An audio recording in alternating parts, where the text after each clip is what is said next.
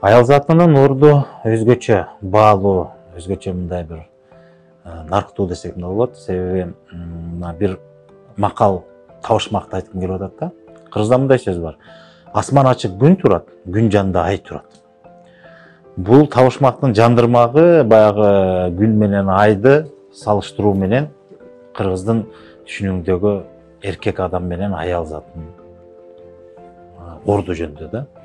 Мисалы, күн деп биз эркекти кабылдайбыз. Себеби эркек өзү күч, күчтүү болуш керек, эрктүү болуш керек, жаратман болуш керек, мындай бир жоопкерчиликтүү болуш керек, жарык чачыш керек, багыт көрсөтүш керек, мындай бир бардык нерсенин башында болуш керек. Күн сымал. Күн менен биз суктана албайбыз. Ошол эркектин сүрөттөлүшү күндөй болуп атса, ал эми аял заты ошо ай сымал болуш керек да. Өзү табиятта ай күндүн жарыгын чагылыштырат. Бирок ай менен биз суктана алабыз. Ай өзү сулуулуктун, назиктиктин, көрктүүлүктүн символу да. Анан аял заты ошол сымал. Анан бул макалдын айтылышы дагы мындай бир философиялык ой жоруму бар да. Мисалы, табиятта биз билебиз, канчалык асман ачык болсо, ошончолук күн жарык тиет, нурдуу болот. Ошончолук түнкүсүн ай дагы сулуу болот. Ай нурлуу болот ошончолук. Эгерде асманыбыз бүркөк болсо, анда күндүн жарыгы дагы анча жарык чачпайт дагы, айдын чагылышы да мындай бозомтук болуп калат да. Мына ушунун өзү адамдын жашоосундагы аял менен эркектин ортосунда мамиледен кабар берет.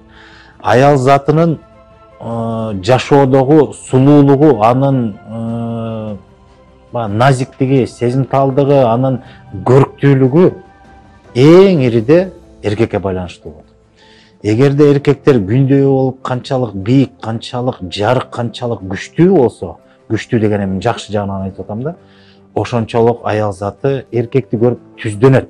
Эркектен жарык алып, кубат алып, ошончолук өздөрү нур чачат, суктантат, наздуу болот, сулуу болот да. Анан биз азыркы жашоодо биз мисалы көп учурда аял затын сындайбыз. Аялдар бузулду, мындай болду, тарбиясы начар, жеңил ойлуу болуп атат деп. Ушунун башатында баарынын себепкери эркектер. Канчалык эркек өзү бийик болсо, кылган иши, кызматы, жоосундары бүт мындай бир оң болсо, туура эместиги жок болсо, анда аял заты бузулбайт. Аял заты өзү эркекке карап түздөнөт. Бул табияттын мыйзамы ушундай экен. Анан аял затынын бузулушуну себепкери эркектер. Канчалык эркектер өздөрү паст болсо, канчалык эркектер өздөрү ушундай бир туура эместикке барса жашоодо, канчалык ошол ыпластыкты өздөрү көрсөткөн сайын, аял заты ошол нерсеге малына берет. Ошон үчүн аял затын эч убакта кыргыздар күнөөлөгөн эмес, аялы жаман чыкты, тиги бул чыкты деп. Себеби эң ириде өзөктө биринчи маселе ошо эркектерде жатат да.